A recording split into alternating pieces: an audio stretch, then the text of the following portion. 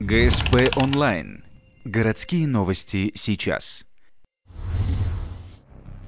Вторник, 11:30, 4-й километр Вуктыльского шоссе. Утром здесь, по дороге на Сосногорск, произошла серьезная авария. В кювет улетели Нива «Шевроле» и ГАЗ-фургон. По предварительной версии, фургон пошел на обгон Нивы, затем не справился с управлением, тараном вытолкнул ее за дорогу и упал сверху. В легковушке ехала пожилая пара. Они рассказывают, что спокойно двигались по своей полосе, и тут в бок последовал удар, а дальше все завертелось.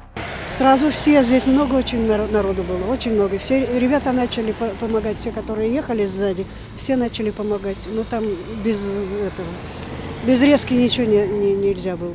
Один-то был, со мной разговаривал, спросил, живы вы? Я сказала, живы. Говорю, а вы? Он говорит, а я жив, а второй...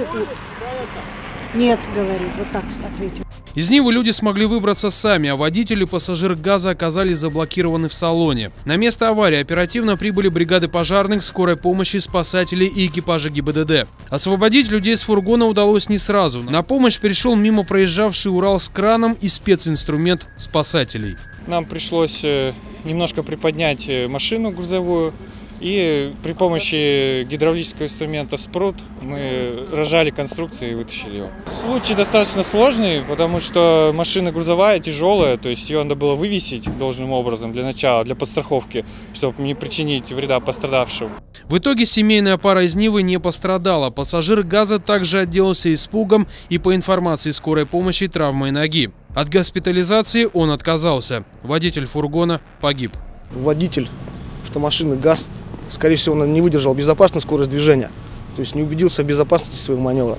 Ну и в результате чего произошло ДТП. То есть причина не гололед, мне кажется. По факту аварии будет возбуждено уголовное дело. На месте происшествия побывали оперативники Ухтинского следственного комитета. Точные обстоятельства происшедшего станут известны позднее.